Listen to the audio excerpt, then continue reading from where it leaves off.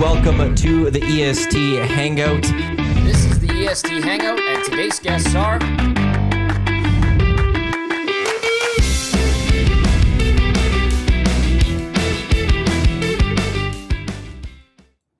Happy Monday. Welcome to the EST Hangout. Tom Gazzola with you, alongside Murray McCourt and Brock Boot.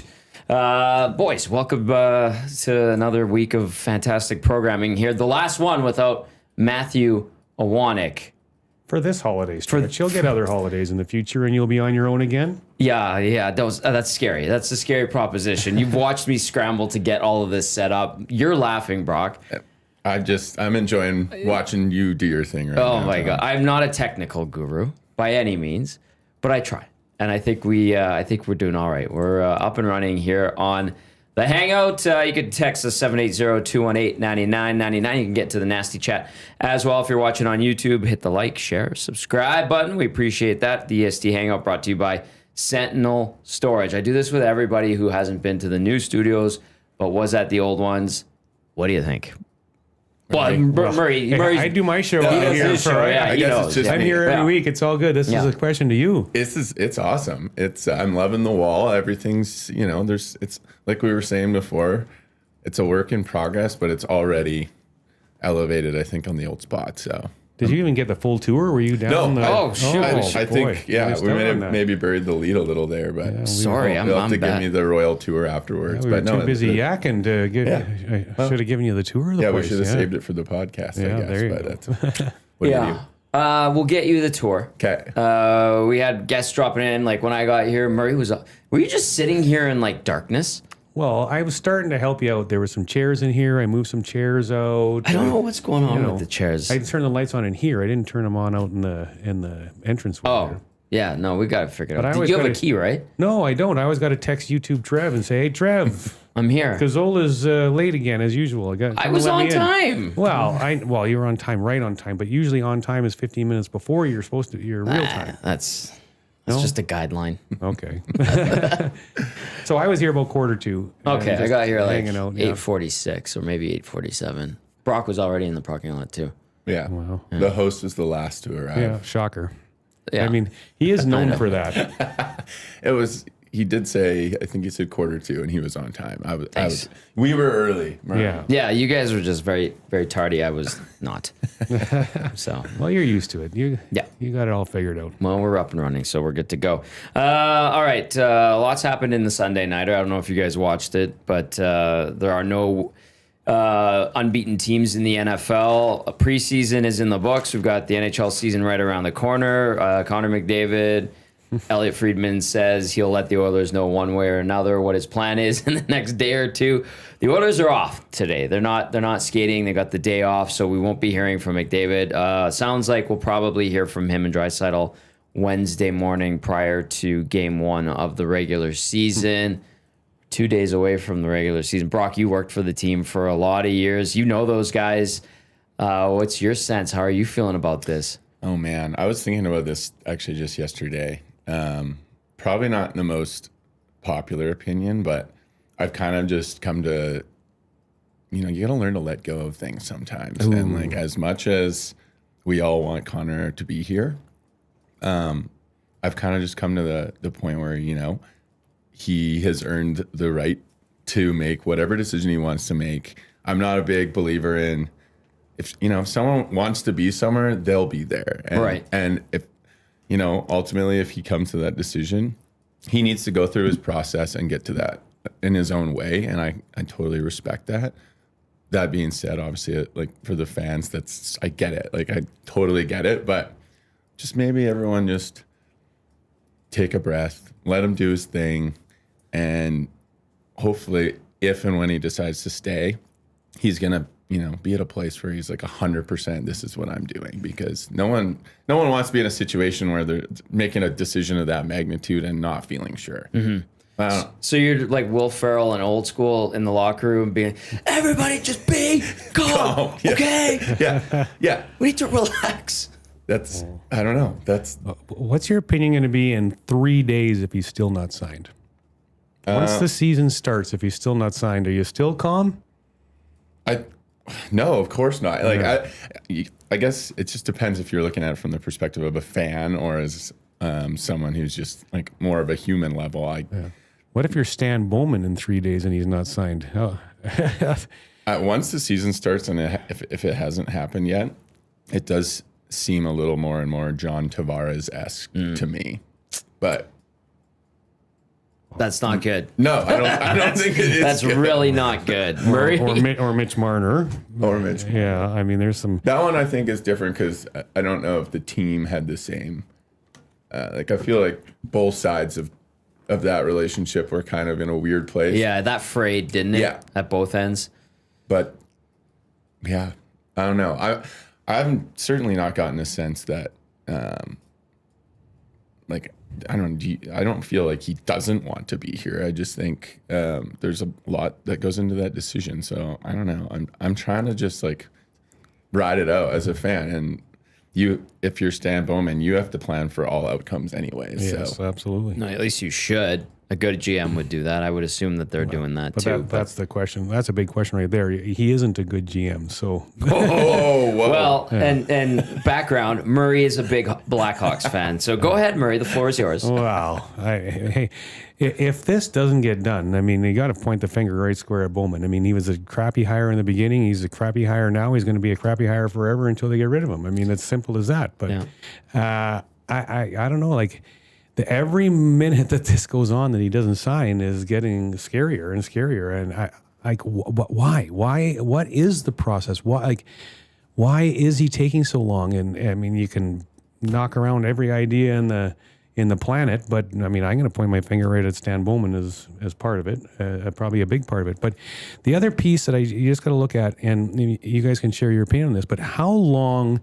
is the window for the Oilers to really win? And if he's looking at wanting to win as many cups as he can, he's the best player in the world, he hasn't won one yet, and he wants to win, what's the window here? Because Ekholm's 35, Hyman's 33, Nugent Hopkins 32, I think now. And so these guys, and the well is bare coming up. There's nothing of any consequence coming up to replace these guys. And so if he's really looking at what the window is here, is it 2 years? This year and next year? Maybe one more? And then those guys age out. There's not much coming up to replace them. So he might be looking at it. Like, I believe he's going to sign, but 2 to 3 years max is what I think he's going to do, because then that gives him another time period for, to see what happens. And maybe they do find a way to get some other younger players in. They can keep the window open longer as those guys kind of age out and their games start to diminish. But that's kind of where my head's at. I believe he'll sign 2-3 years, and so that buys him a little more time that he can opt out in a couple of years when the window is likely to close and can go to my Blackhawks.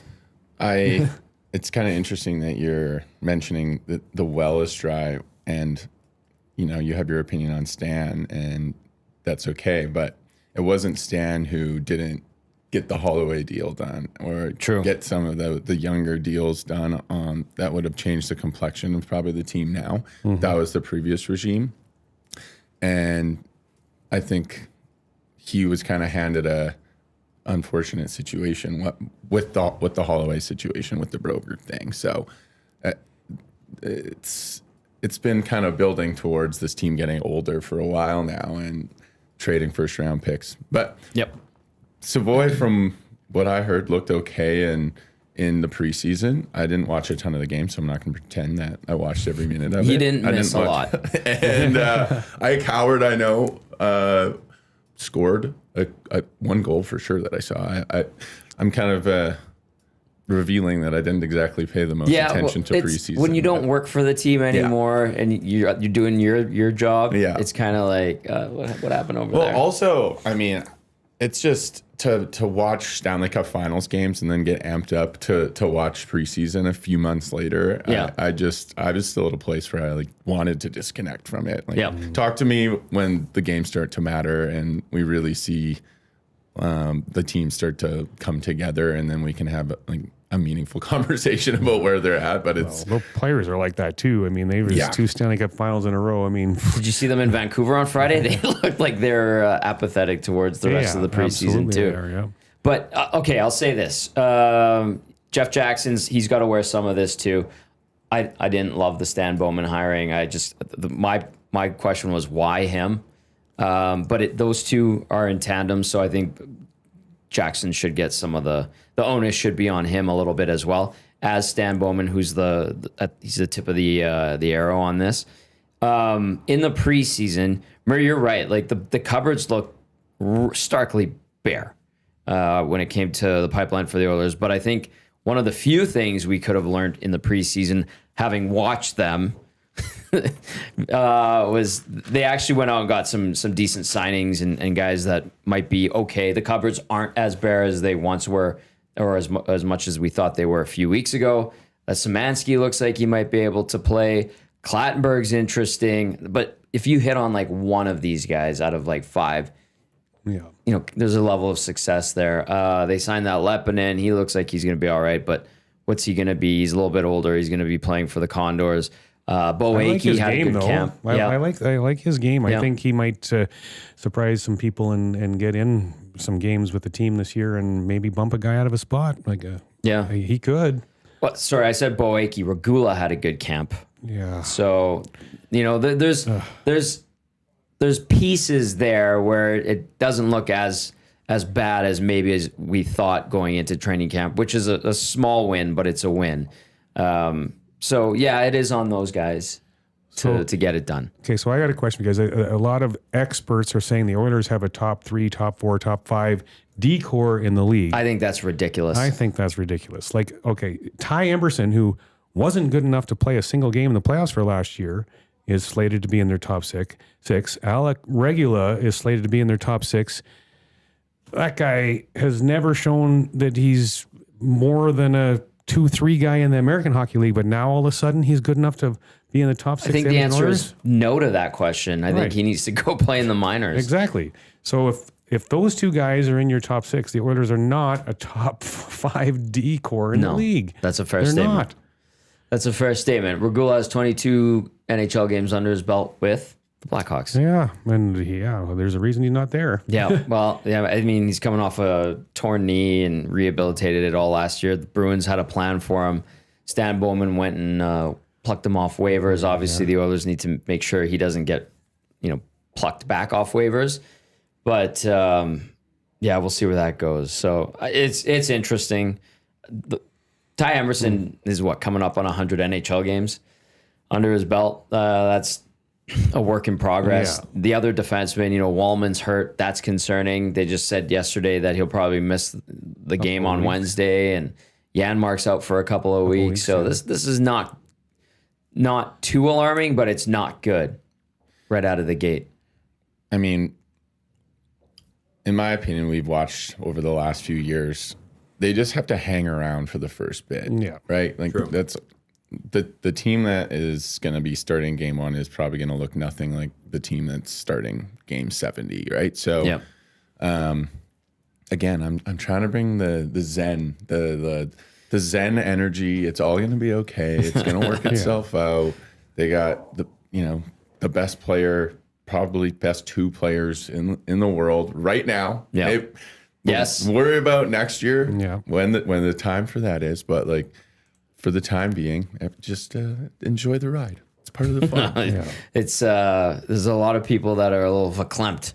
Yeah. As Mike Myers would say on Saturday Night. As they should be. This is a scary situation. And the other piece to it is if they're trying to go on a run and win another Stanley Cup, having that hanging over their head, the longer it hangs over their head, I mean, that's the snowball's just going to keep getting bigger and bigger of everywhere they go. Mm-hmm. What's going on? And it's going to weigh the team down in a negative way if that carries on. And further to that, come as the trade deadline nears, if it hasn't happened, and I'm in the belief that it's going to happen. I think he is going to sign. But if he doesn't, At what stage do you go to Connor McDavid? Because you have no choice but to go to Connor McDavid and say, "Give me your 3 teams. I got to start shopping you." So you either sign or I got to shop you. You tell me what to do, because it has to come down to that. If he doesn't sign, but he's going to sign. Yeah. So. This is Hangout Headlines, brought to you by the Ranch Golf and Country Club. Go see owner GM Murray McCourt at the Ranch until October 19th. He'll tell you how he feels about Stan Bowman. Tom Gazzola, Murray McCourt, Brock Boot with you inside the EST Hangout studios. The Hangout brought to you by Sentinel Storage. 19th, right, Murray? 19th. Tomorrow we're closed down. Tomorrow we have a maintenance day tomorrow. Maintenance day tomorrow. Which sucks that the weather got so good. But I mean, hey, we're packed every day. Doesn't matter if it's 8 degrees or 17 degrees, the tee sheet's packed. But we got some work that we got to get done tomorrow to make sure that we stay in great condition, as we always are, year in and year out. Yeah. And sometimes you got to bite the bullet and take a day to get some work done. I appreciate that, but I called and I texted you and I said, "Can I get on Tuesday? Golf date." She's a big golfer, and nice. And then I was like, I'll talk to Murray at the Ranch, and she's like, "I've never played there." Yeah. And then Murray's like, "We're closed."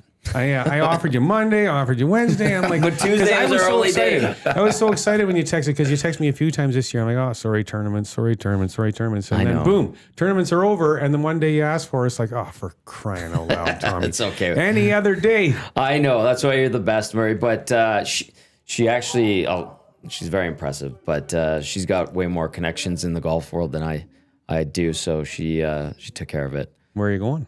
Cougar. Oh. Yeah. You're going for a drive, extending that date. That's right. Smart. That's right. There yeah. you go. Yeah. Are you picking her up?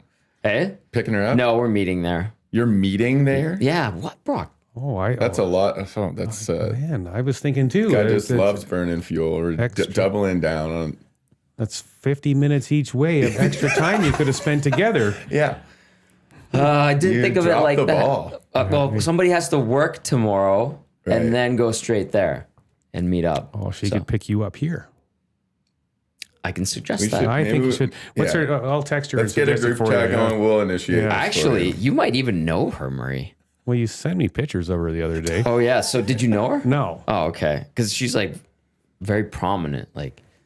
Well, yeah. Like when you just said that she has more golf connections than you do, and I'm like, well, then I should know her. But I know. Okay. Well, we'll discuss further when we're not on the radio. Yeah, okay. Sounds like a plan. Yeah. All right, let's get back on topic here. You can text us 780-218-9999. Get to the nasty chat. What's wrong with talking about Tom Gazzola's love life on the Hangout? My God. Everything.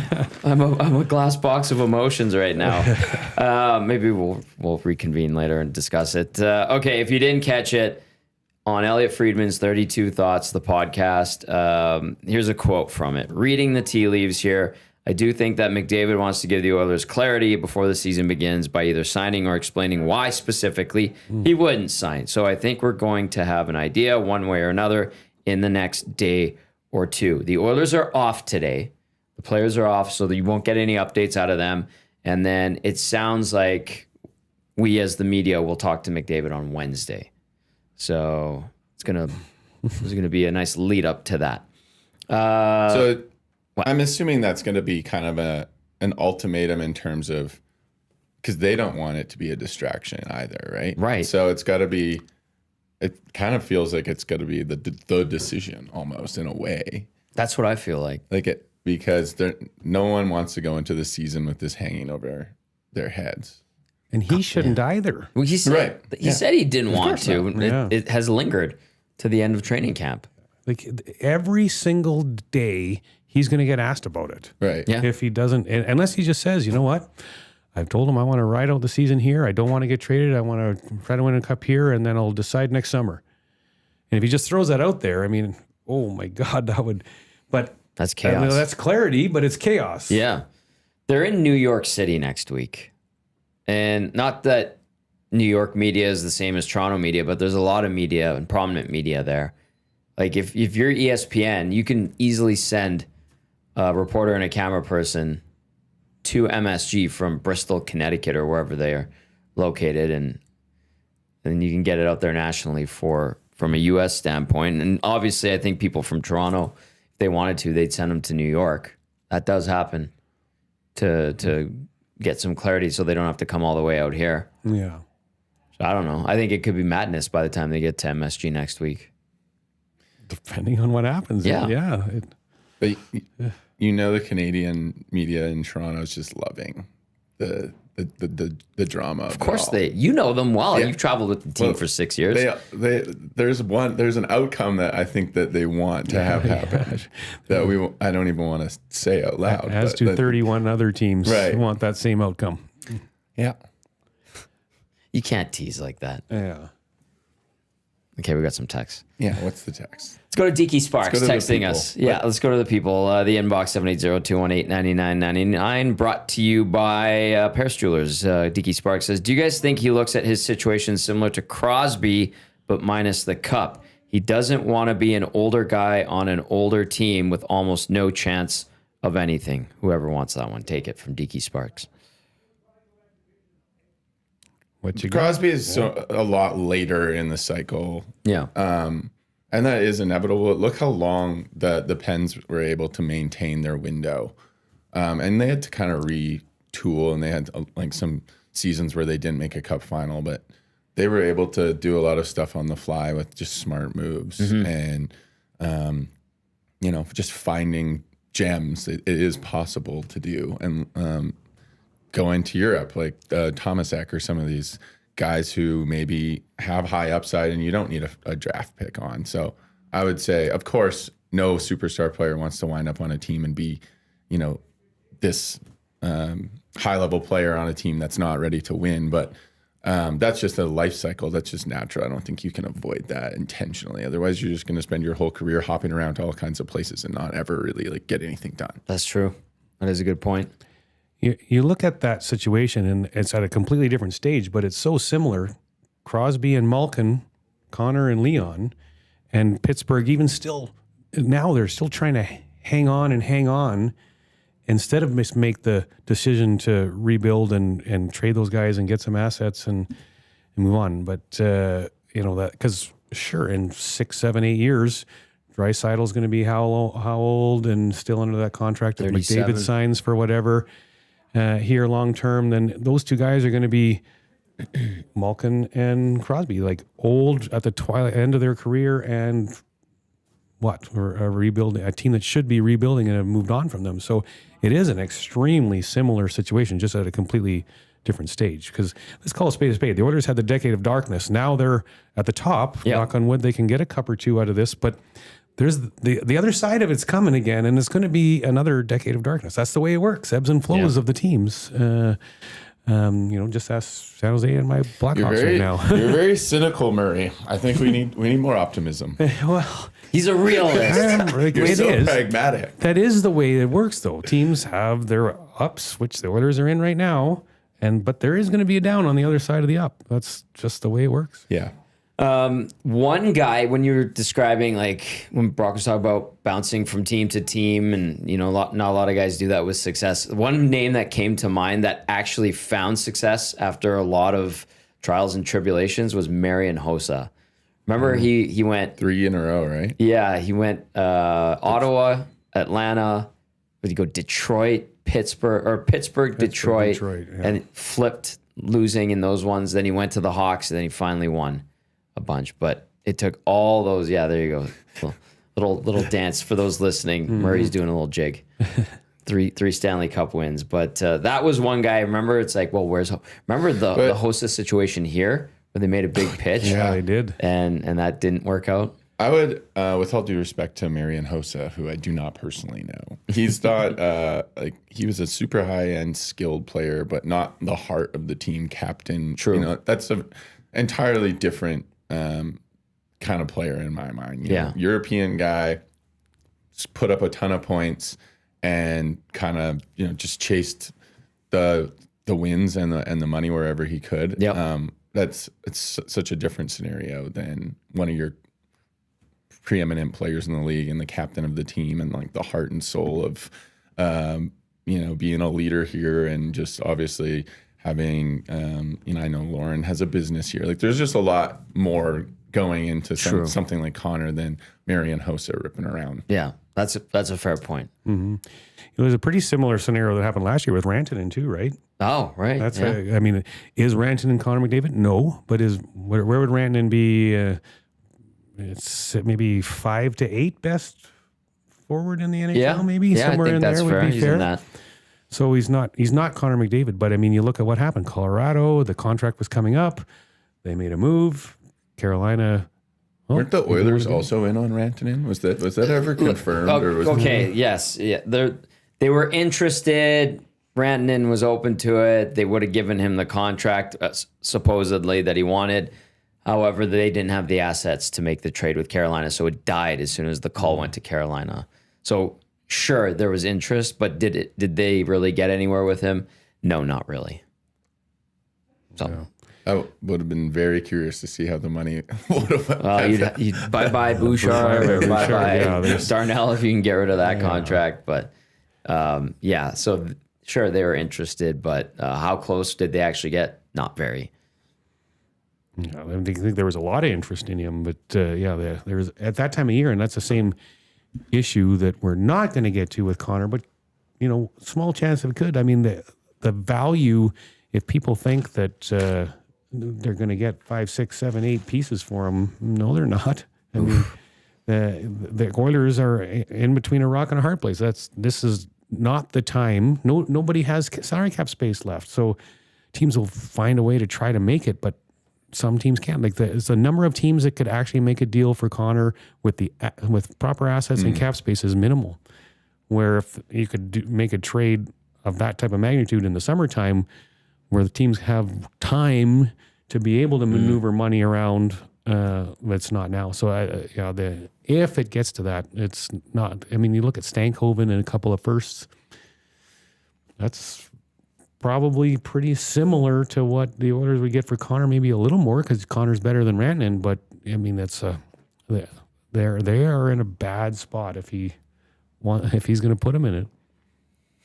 That's scary. These are not fun conversations if you're an Oilers fan. But there's a way that it can end. Connor needs to speak up and just say, just sign.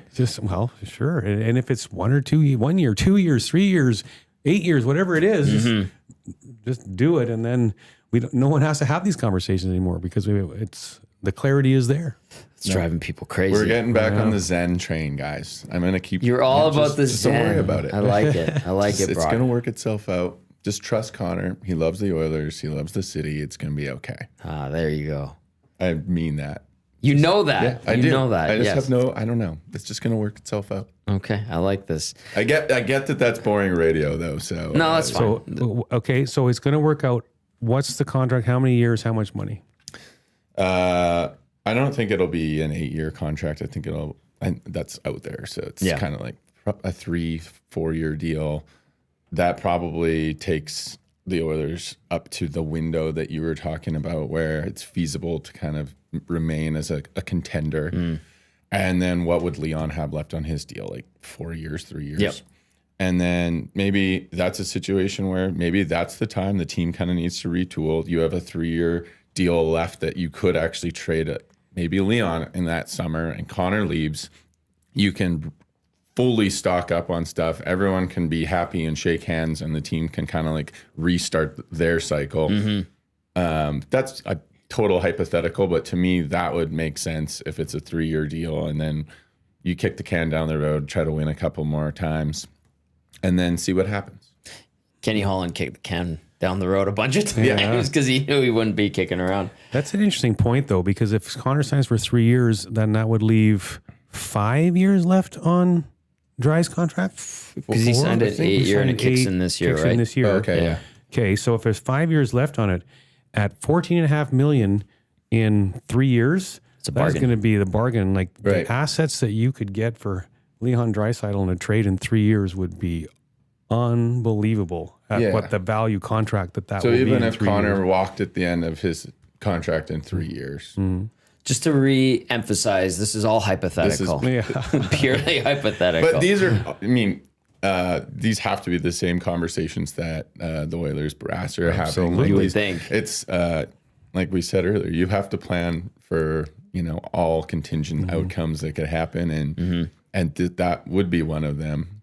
In my opinion, that probably solves all the problems at once, at least in the immediate future. If you're not going to get a max term contract, then you have to try to find something that's going to at least allow the chaos of this whole situation to go away. Connor can focus on winning the cup that he wants to win so badly, and the team can, it just gives everyone a bit more time. But then the interesting thing is the money, because we just saw Kaprizov's deal come down, and then we've heard the rumblings that it's actually not really a money thing and it's purely a winning thing. And is the PA going to be like pissed if Connor isn't taking the biggest number possible? He has to take more, in my opinion, and I've ranted about this. He has to take more than Kaprizov.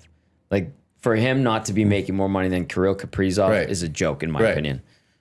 But how can you do that and also like be all in on winning? Because it just makes things that much more difficult to add those pieces in February or in March at the deadline. So if you're like that committed to winning, and that's more important than anything else, then having the biggest number just to say and just to keep like the PA and to keep like, it's just, and this is kind of what I was getting at when I'm saying I actually am somewhat sympathetic to Connor's situation in a way, because I think like there's a lot of different people in his ear probably with a lot of different opinions. And I can totally empathize with just the need to take some time, even though it's way more time than I think anyone in the city wants. Yeah. I kind of get it when you start to think of it through all these other lenses, because like there's the business lens, there's the personal family lens, and then there's the PA lens, and there's Kaprizov deal. There's just a lot of moving parts there. Here's an interesting thing that came up when we had David Pagnotta on Hello Hockey this past Saturday. The cap next year is projected at like 104.5 million. But he says that agents and teams are now starting to think that that projection is low, and it could be as high as 107 to 108 million next season, depending on how revenue comes in this year. If it's 107 to 108 million instead of 104 to 105, you're playing with 3 to 4 more million on each team. That's a lot of wiggle room. Yeah. If you think about it, that's a lot of relief and a lot of wiggle room. And if teams and agents are already working under the premise that next year it is going to be upwards of 107 to 108 million, that's kind of interesting and a bit of a, certainly newsworthy if that is the case. And that's what Pagnotta was telling us on Saturday. Yeah, well, you're going to see so many contracts that have been signed last year or two become like incredible value deals because of that. But, ultimately, though, when you just look at Connor, is there even really a negotiation here? If Connor says, you know what, I want to sign a 1-year contract for $20 million, the Oilers, okay. Yeah. I mean, they have no choice. Yeah. If he says, I want to sign a 4-year contract at $15 million a year, okay. Well, sure. There is no negotiation. He's going to get whatever he wants. I agree, but I don't think that has ever been what's holding this up. Like, because in some ways, what you're saying, and I think this is part of what's probably weighing on Connor, is that in some ways he's having to put a GM hat on as well in these negotiations, because he knows that too. Like, if I wanted to just do that and sign a 1-year, $20 million deal, I'm sure like he would propose that. But then he knows when he puts his GM hat on and he actually wants to win, that's probably not the most efficient way of going about that. True. So that's just a lot of weight for him, I can imagine, to carry, because it's just a lot to think about. Mm-hmm. Yeah. It's heavy. It is heavy. I'm not envious at all of going through that process. But then when you do decide and you do wind up with 17 million per season, you would be envious. Yeah. Well, I would be. It would be quite envious. 17 million American too. Sponsorship deals. Yeah. And all the fun stuff that comes with that. So a lot of fun stuff. Yeah. You buy a yacht. You could put it in Pigeon Lake. Yeah. That's beautiful. Just cruise. Yeah. Go for it. Do whatever you want at Pigeon Lake. The lake's yours. Like 100-foot yacht at Pigeon Lake. It takes up half the lake. Why don't? Do we have a yacht sponsor who can get involved and maybe sweeten the deal for Connor? I think our glue guy is working on that now, as of right now. Jay Millen, get on that. Ken texted again, says, didn't Stamkos drag out his decision with his first go at free agency? Remember all the rumors of him going home to Toronto, his tour of new teams, only to re-sign with Tampa in the summer after testing free agency? Yes, that did happen. We saw that last year too. How many big name free agents actually moved teams? Well, who was up? Mitch Marner. Marner, yeah. Yeah, he might be the only one. Like Brock Besser re-signed back. Went back, yeah. Well, Ehlers walked away from Winnipeg to go to Carolina. Yeah. There was so many guys at one time that were projected to be free agents, including Leon Draisaitl, and he signed a deal. And you're already starting to see that Kaprizov signed, so he's off the market for next year. There's other guys in this situation. I can't remember the list, but like Connor McDavid, obviously Eichel is in that boat. There's I can't remember the list, but there's some big names that can be free agents next year. But most teams are going to get these guys signed before they actually get there. Yeah, exactly my point. Wow. Yeah, breathe. Collectively. Mellow out, everyone. Dazzler texting and says, if McDavid doesn't sign and it's implied the team has to be better, I feel awful for the guys in the room because every day and every play and every minute of the season will be analyzed to death, even more than it is already. I don't see you in here at all unless he signs. And then Dazzler asks if we have a lake realtor, he'll help us out. Nice. Okay, for that, we're on it. We're on for that Pigeon Lake yacht. There's a question for you. All right. You want it? Question for Murray. When is the best time to get golf lessons? Early spring, now, or winter? Oh, we talked about that last week. Is that the same text from last week? Maybe not. Nope. No, a new one. Nope. So my answer to that was, depending on what you are looking for. Like if you take the winter off and you come back in the spring and take lessons right away in the spring, your body is not prepared to swing the golf club the way you normally swing the golf club. Your swing is just not going to be what it normally is, and it's going to take you some time to kind of get your body and your swing back to where it might be right now if you played a lot of golf. So right away in the spring is a bad idea. You need to give yourself some time in the spring, or if you're willing to commit yourself to playing golf all winter indoors, practice lots and whatnot, and keep your swing going all winter long, then throughout the winter is a great time to do it, because then you can hit the ground running in the spring rather than needing to shake all the rust off in the spring and go ahead and get lessons when your body and you're not in the golf mode yet. It's going to take some time to get you up and running. And so either now, if you're going to commit to it, or maybe wait maybe 4 or 6 weeks into the start of the next golf season before you start taking lessons. Indoor lessons compared to outdoor lessons, how similar? Technology has come so far with TrackMans and all that technology. So the data that you can collect off of indoors is, the top instructors are all using this data indoors or outdoors. I mean, even though outdoors you can see the ball fly, but the machine tells you where the ball flies and all the information you need to analyze things, and you can break the swing down on the video in slow motion to see where things are going awry and whatnot. So really, it's irrelevant. Okay, so even comparing actually using grass as opposed to the mats, especially with your irons, because sometimes I feel like that's you can be hitting a little fatter on the mat and not notice it as much. That's a fair point. But outdoor golf lessons, the vast majority of them are on driving ranges that still have mats. Right.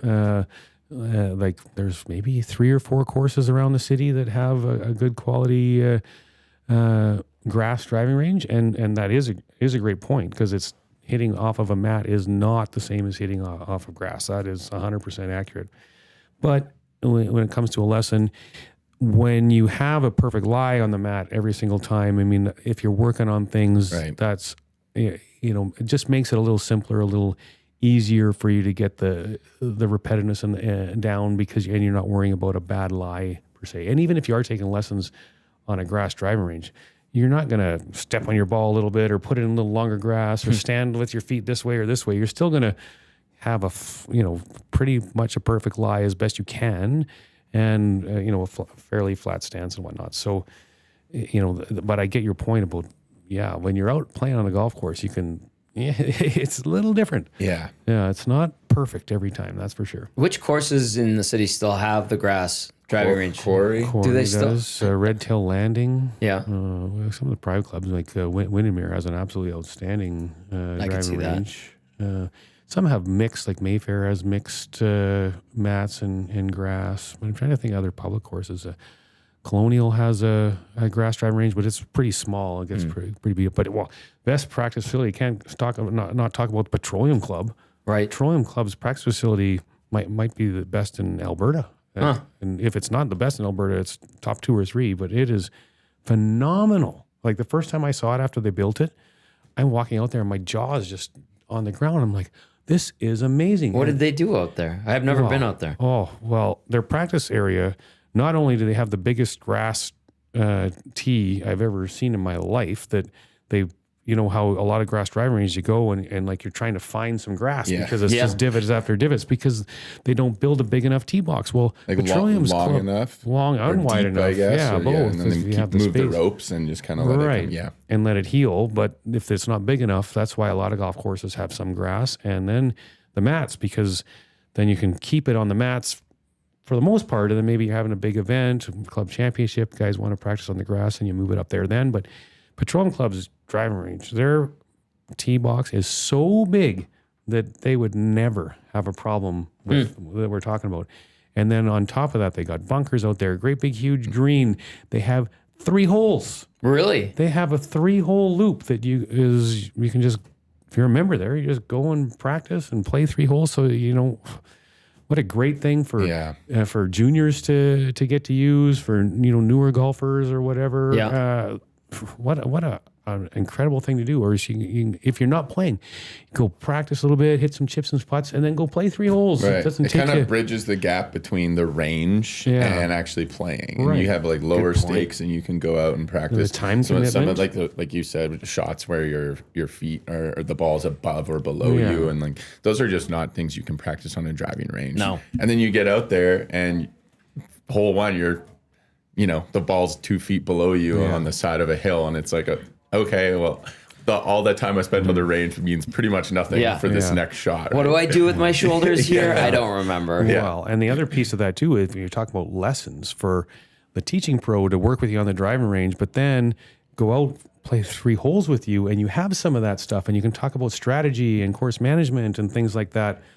Wow, that's an incredible opportunity where, most 18-hole golf courses or whatever are so busy that to actually get on and get a playing lesson is pretty difficult to do. No kidding. Yeah. But the takeaway from the question was that this summer, once you're kind of going, is the best time to take. In my opinion, it is, because like I said, if you don't play at all in the wintertime, like your body is, like you're not limbered up, you're not, the muscles that you use to play golf, just like if you take all summer off of playing hockey, the first little while you go back to play hockey, it's like you get a skate in and you're like, oh, forgot about those muscles. I haven't used them for 3 months or whatever. It's the same thing happens in golf.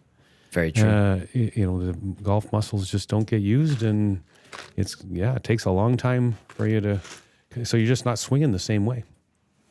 There you go. Great answer, Murray. Yeah. All right. Yeah, we did discuss it a bit last week, but that was articulated even to a finer point today. All right. I'll say that. Okay, portions of this hour brought to you by the official drink partner of the EST Hangout, the Finnish long drink, Pride of 1952. Thank you very much.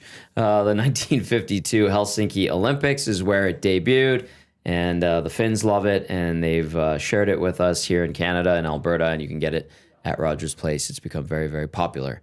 You can get sugar or sugar-free. Is that something you would indulge in a sauna as well? Yes. I feel like that's the true Finnish way of That drinking. would be so Finn. in and around a sauna. You'd be finned right up. Yeah, just so finned. Yes. And then you got to jump in a lake. You That's get right. out, you go. You get Boom. go from the Get heat back to in the the cold sauna. plunge. Yeah, exactly. I think Belzy, when we hopped on board with the Finnish long drink, Belzy tried it and he fell in love immediately. And at the Silent Ice Center, they have their own legacy locker room. It's basically like an NHL locker room. and they have the sauna and the steam room. yeah. And I think Belsey introduced the Finnish long drink there. So What are our thoughts on between a dry sauna and a steam room? I prefer the steam room. I'll take either. Yeah. Yeah, but both But are good. if yeah. you could have both. I'd want both. I'm Right. greedy. Okay. I'll take both. But if I had to choose one, I'll go with the steam. I go steam. I like the steam, yeah. But I have a question, because you talk about in Finland they have the hot and the cold and things like that. Like as you know, I'm a big fitness guy and whatnot, and like this book that I'm reading on longevity and the best way to take care of your body. That hot and cold is like I want to try. I've done it a little bit at Nordic Spa down by Kananaskis or whatever, but it is supposed to be so flipping good for you. And in the Norwegian country, Norway, Finland, all those countries, like almost at every street corner supposedly is one of these spas that have the heat and the cold. I want to try it. I want to Every do gym it. there has. So my sister is actually lives in Norway. She married a Norwegian. Has 3 Norwegian beautiful baby boys. Love them all. They are just they're the best. But anyways, I've been. Do over they like chocolate? chocolate? Oh wow! Yes, they do like chocolate. And I buy it for them often when I go visit. But to your point. Basically every fitness center will have like a state-of-the-art sauna, and the best ones will have seawater. So because the salt water can get colder, right? Because it doesn't freeze. Oh. So and it'll be like a fully dark room with sub-zero water, and you bounce in and out, and like the shock to your system, but you get out. It feels amazing. So we're into the biohacking part of the podcast. Biohack, that's fine. But so that's my question is, I know all kinds of gyms have the heat covered, but they don't have the cold covered. So I was doing a boatload of research trying to find a place in Edmonton that I could go and try it and like buy a membership or whatever like they do over there. I think I kind of found one that's maybe one that's downtown. I can't remember what it was called. It's not Archetype doesn't have the cold. But if there's a place in Edmonton that has that, like I want to know. Let me know, because I would love to get that into part of the regular routine too. I will say I have heard research that it can kill your gains though, the sauna. Really? Yeah. Ooh, so okay. I don't know. Maybe if you're cutting, you're in a good place. But if you're trying to throw on a few lbs, you might have to pick your spots. We'll get into the research, Murray. Yeah, we'll come back next time we're on. Okay. I read a lot. Maybe about we need this to bring stuff. like a professional biohacker. Well, last week show. on the show, in that very seat was strength and performance coach Jeff Krishel. Yeah, we talked a lot about this kind of Crusher stuff. would know. Yeah, He was with the Jays. He was with the Eskimos. Okay. Yeah. So I would like to know what the science is behind that, because if you want to put on muscle, so long as you're lifting heavy and going to failure and you're eating the right amount of food and lots of protein, I don't understand how a sauna would kill the gains of the nutrition that you're like the protein and calories you're putting in your body versus the muscle building. I don't get it. It might just be calorie being burned from your. But I just saw that recently, so don't quote me. I'm not pretending to be a scientist on this, but I will say, back to going to Norway, there's a couple of really cool places, and I've heard, I don't know where it's at. I've heard there is a Nordic spa that's maybe coming. I was just going to get to that. It has been confirmed. Okay, so I'm fairly close to my I'm house. hoping. I don't know if it's going to be more of a spa relax place, but there's this place, if you're ever in downtown Oslo, it's called Salt. If you've ever been to Oslo, the harbor kind of goes right into the heart of the city. It's like right on a fjord. And there's this beautiful downtown, and there's this huge modern opera house. But on the wharf, there's this place called Salt. You can go there. It's basically a giant, tall, triangular spa traditional style that they have there. And it's this massive sort of amphitheater inside, and it's just a communal, what's it called? Sauna room. Yeah. But they got a DJ below who's outside of the sauna, and then there's speakers. So you get this great, like, lo-fi beats. Are DJ people going. dancing? No, you're just sitting there. Okay. Sitting It's in a the social sauna. thing, Yeah. and then you can go out at the bottom, they have beers and then water. So you get a beer, you get a water, and then you sit and there's just music. It's just like the best thing to do, especially if you're kind of in your late 20s and into your like early 40s. People will go after. You get a membership. You go after work on a Thursday or a Friday afternoon. Yeah, it's something to go do, and it's social. I met so many people there who we ended up going for dinner with after, and it's just a cool thing that I wish more cities had, because it's a little bit healthy for you, but you get a little social and you get a couple beers in you, so you're just relaxed, nice and mellow. Yeah, check it out. I would do that. Oh, it's the best. Confirming what Murray and Brock were talking about, the plans for a Nordic spa in Edmonton's River Valley now official, developers say. Canadian wellness brand Scandinave Group Inc. says facility to open in 2028. CBC and Global have articles on this. This is from July 16th.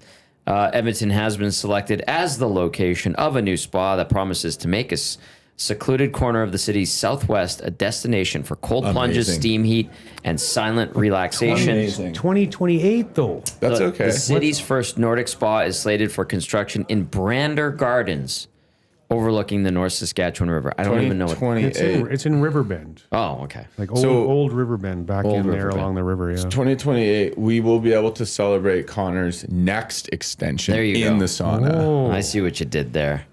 Except they have to. Yeah, that's called I a don't drink callback. beer. They need to have red wine. Okay. There.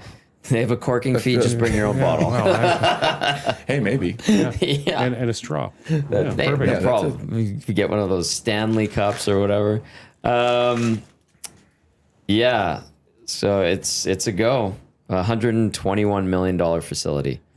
Now, they were supposed to have one before. It was going to go down by Fort Edmonton Park, and then somehow it fell apart. So then this one came up after that. Great. Vincent Damphus, former Oiler, Involved. is the co-founder and board chairman of Scandinave Group. Wow. And he Love says that. the city holds a special place in his heart after playing one season here. Wow. One and a bit. Yeah, that's great. So, yeah, that's happening. The city left an impression on Vincent Damphus.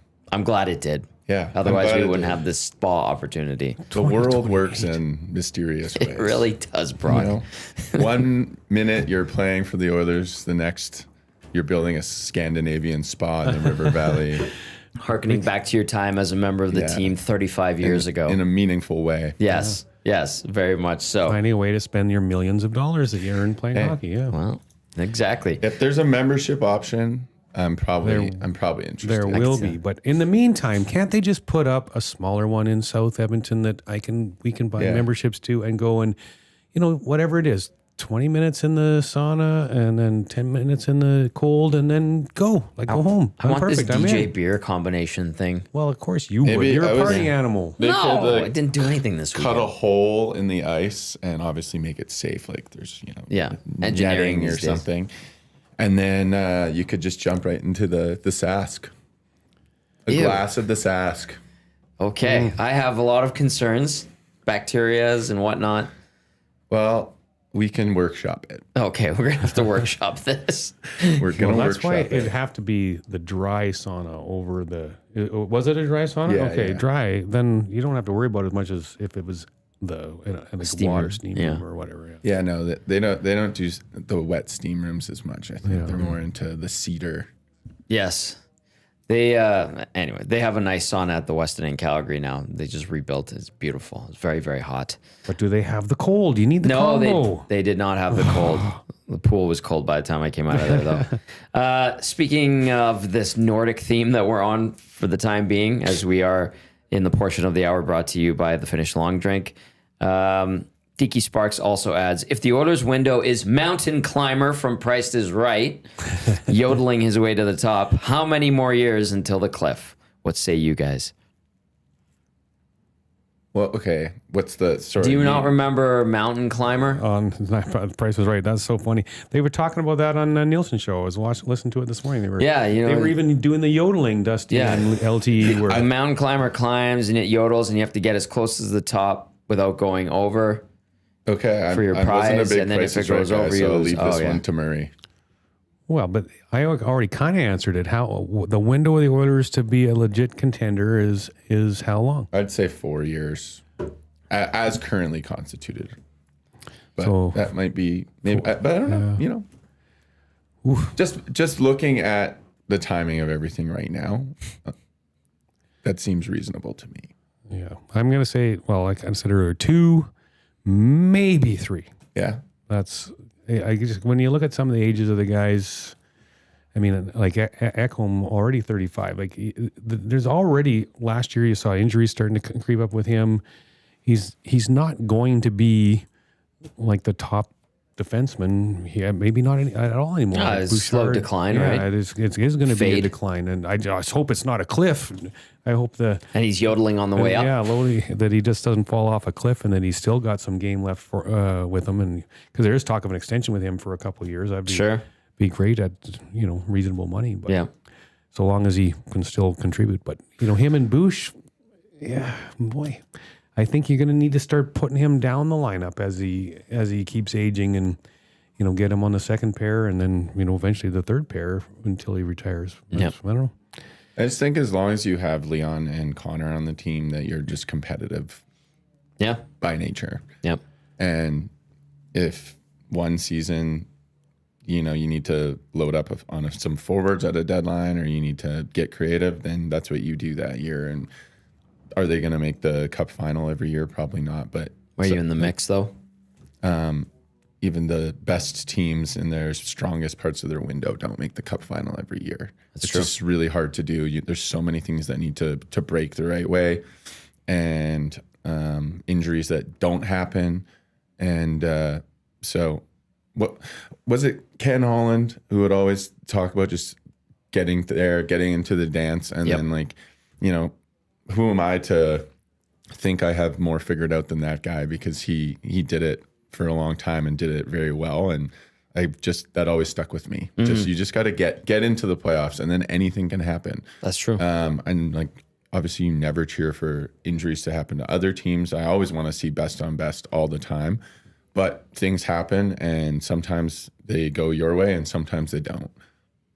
That's true. Yeah, and So winning, just get in. winning isn't easy, No. and health is such in all sports. Health is such a key component of it. The healthiest teams, I mean, so long as you're at that level where you're a contender, the healthiest teams are going to typically win. Like if the Oilers get a big injury over the last couple of years, they made it to the Stanley Cup final. But if one of their key players got hurt and was missing, well, someone else probably would have got him, right? But yeah, So who? Here's a fun question, actually.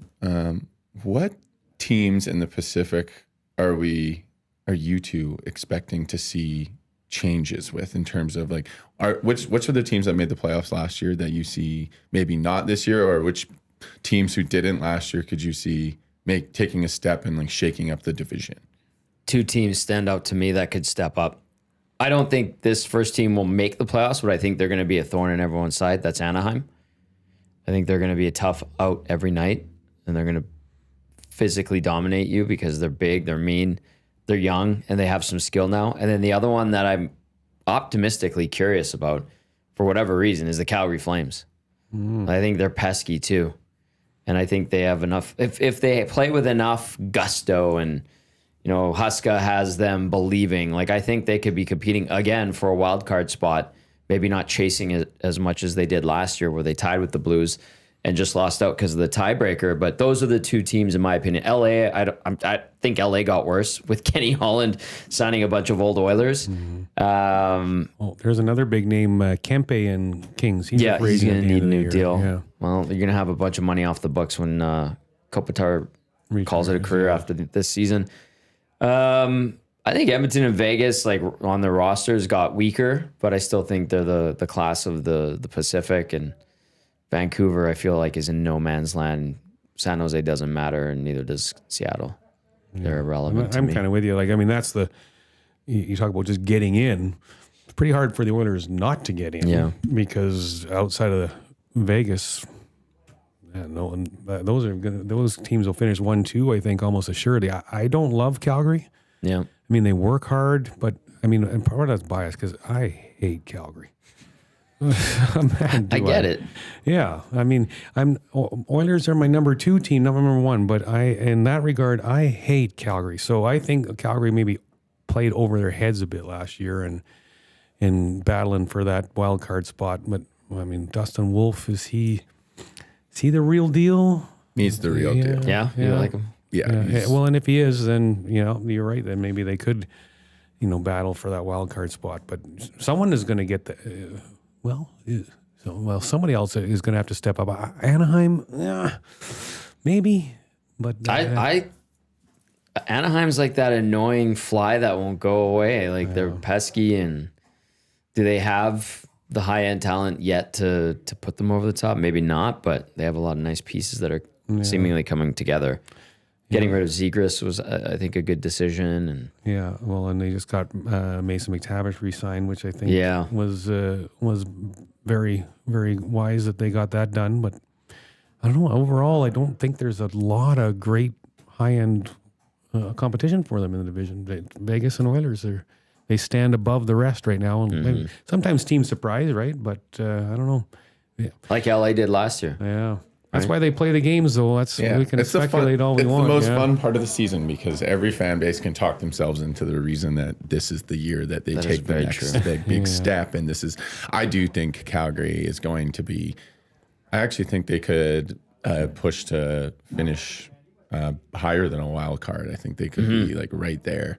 They're just one of those teams that they're just gonna grind their way into wins, and I think the Huskers like kind of done a great job of getting buy-in, and those guys just, I don't know. I actually hope that's the case because I would love there to be more meaningful games between the Oilers and the Flames again. Like, how much fun was that?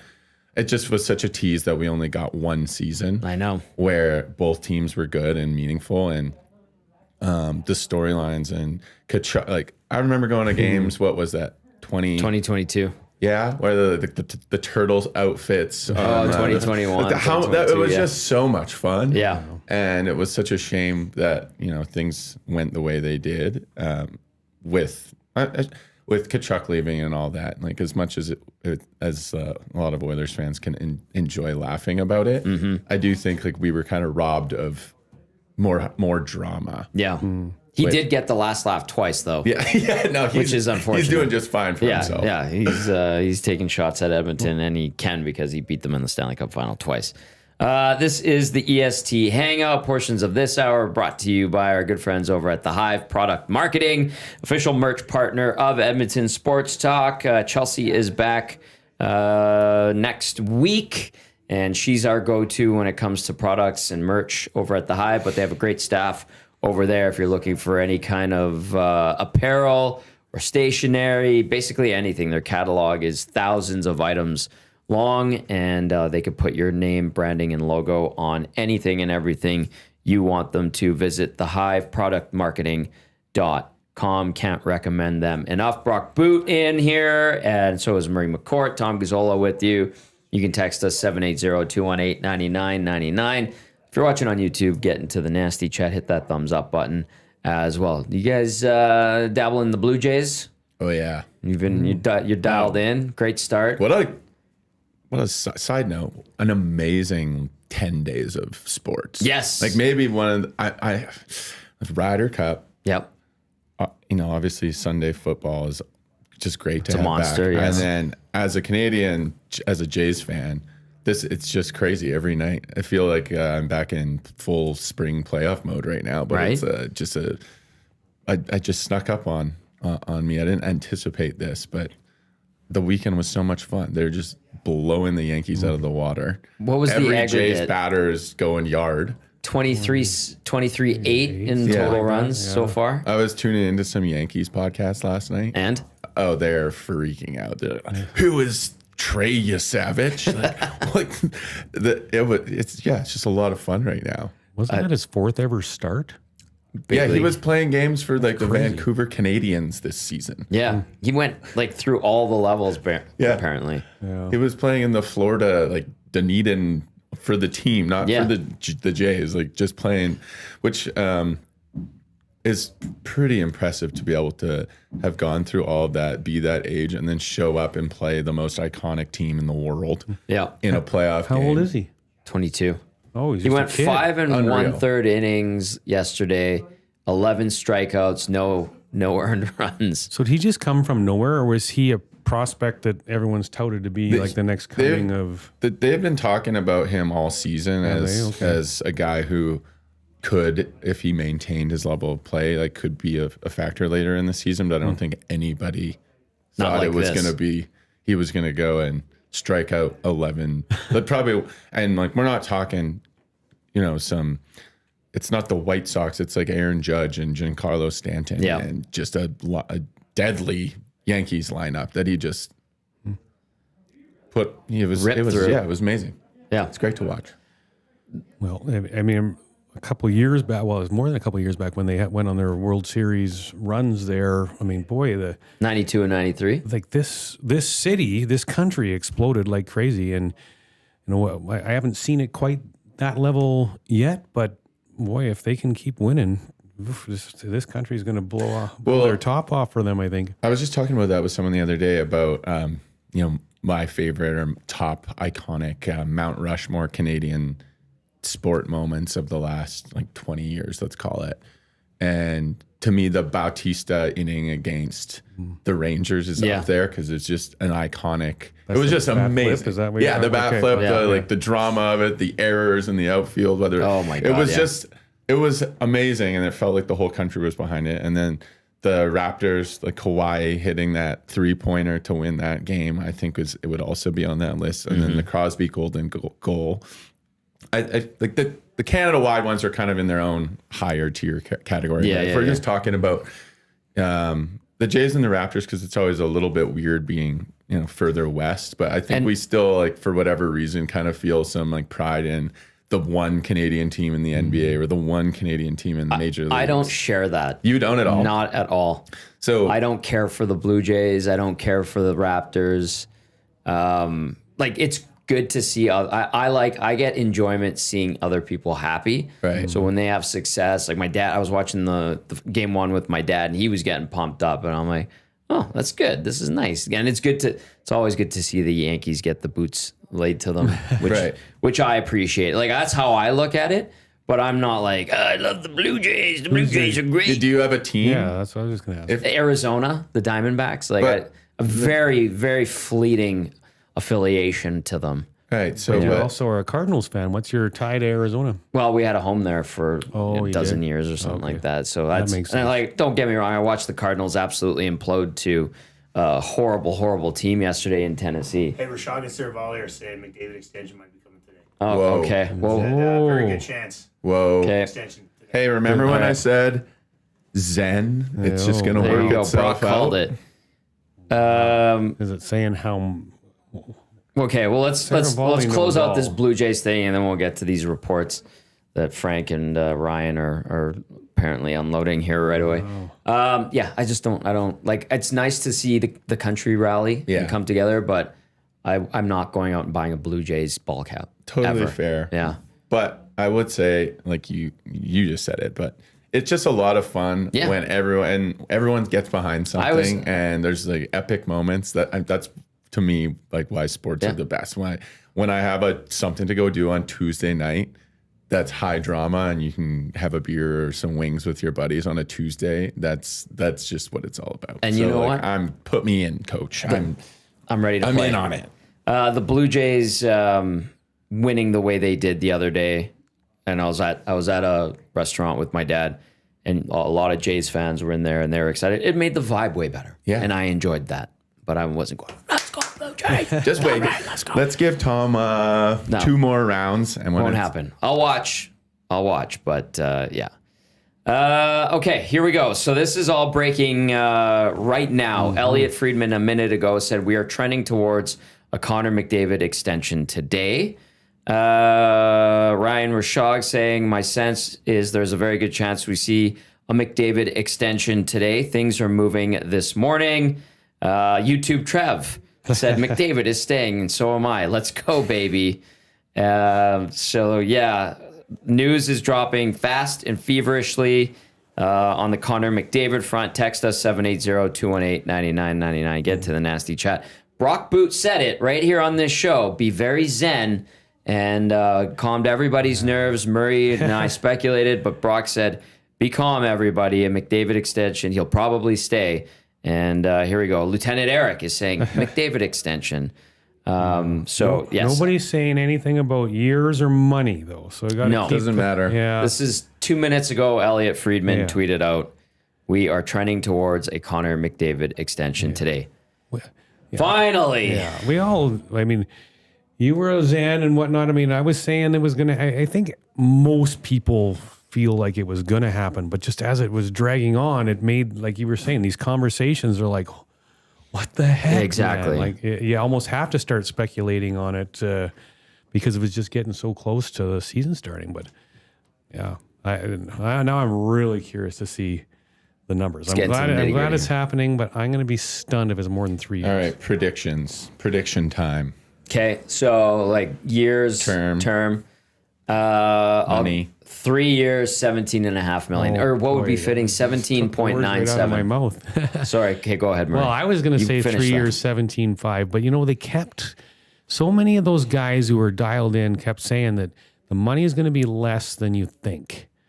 Mm-hmm. And so I was thinking 17.5 because of Kaprizov getting 17, but part of me is still thinking, because go back to what you were saying earlier, like the last couple of years when they've been to the Stanley Cup final, the Oilers have been pigeonholed by the salary cap to not be able to add like some of the other teams were able to add at the trade deadline, like the Marchand. right. That was a pretty big difference maker. Oilers get Trent Frederick, woohoo! He was hurt. In fairness, Trent Frederick. Sure, but they weren't able to go out and get the big fish to contribute. 3 years, 15. Whoa. Okay. Wow, that's a bargain. I know. I think because I agreed with everything you were saying. He wants to help the Oilers get the flexibility to be able to bring in more support, more help, and he can get over that hump and get a Stanley Cup. And that kind of made sense when Elliot started saying that to me, was that maybe if he's going to take a little bit of a team-friendly deal, as much as the best player in the world can take a team-friendly deal, he didn't want to do it in a situation where he didn't believe that the juice was worth the squeeze, if you know what I mean. Yeah. Like, why would I give a team that maybe I don't, I'm not all that confident in what this team's going to look like in 4 or 5 years. So for me to take 2, 3, 4, 5 million less a year than I hypothetically could, like, I don't want to do that unless I kind of feel good about the direction. But it could also be 18 and a half for 2 years or something. And I wouldn't be shocked. Like, I think out of principle, he needs to take more than Kaprizov out of principle. And listen, is that as team friendly as he could be? No. Having said that, Mark Spector, literally as Brock was discussing that specific point of this topic, Spec goes, I was told from start, you'll be surprised at the AAV, quote unquote, on McDavid deal. It will be less than Kaprizov, quite possibly in $15 million range, and could be as short as 2 to 3 years. Geez, I'm going to call it then. Yeah. Because I don't know, I can't wait to see it. I mean, I'm almost on the. This is good drama. Yeah, I'm on the edge of my seat wanting to hear this. If you and I get to be say that we were on air during the McDavid deal, I like that. That's a fun situation. Yeah. Is there also not an angle to this that I've heard a few people talk about, that with the cap going up, that a lot of guys are hesitant to sign long deals right now because it might be smarter to do a short term and then re-up on a longer deal when the cap goes up in just 2 years. Well, and that goes back to what Pagnotta was saying on Saturday on Hello Hockey. Saturdays 10 to noon right here on EST and Sportsnet Radio. That the projection at 104 to 105 for next year is low, and agents and teams are starting to work off the idea that it's going to be somewhere between the $107 to $108 million range. And if they're estimating and planning for next year to be at 107 to 108, and the year after is projected at 113. Tack on another $5 million there, so you're closer to 120 million in 2 years. Yeah, I would be hesitant to lock in now when you could cash in even more when the cap goes up, because that's a significant amount. Yeah. Because this year we're going off of what, $94.5 million cap. Next year, if it jumps up 14 million, 13 million, a big jump. That's a big jump, and then it goes up another 10 to 13 million the year after that. Like, we're talking an increase of over what, like $23 million in a 2-year span per team. That's a lot of money to go around. So if you're a free agent, why are you signing a long-term deal when you could cash in even more in a couple of years? That's right, Brock. The other piece that I think there's a big difference between Kaprizov and McDavid in terms of, obviously McDavid's a better player, but Kaprizov playing in Minnesota, being Russian, his ability to get the extra money that guys can make compared to Connor McDavid is astronomical. Connor McDavid, his additional money that he's getting from companies to promote their products and whatnot is astronomical compared to Kaprizov. So to me, if Connor's taking a little less money, who cares? He's making way more money than Kaprizov is in terms of the big picture. Wait until he publishes his book when he's 40. And it's the tell-all McDavid story. That's a Okay. Breaking news. Connor McDavid has put on Instagram, "Our journey here continues." Orange and blue hearts with a bunch of Oilers Is this actually pictures of true? him. Yeah. So there you go. All right. Ladies and gentlemen, we got him. Finally. All of this crap is over with. So, so Can we start the show over and not talk about all this speculation? Well, I mean, this is the beauty of the hangout. You got 2 hours and you go from what the hell is going on to holy crap, he's signing. So just now, Connor McDavid, as of 4 minutes ago, on his Instagram, put out a post with 4 photos.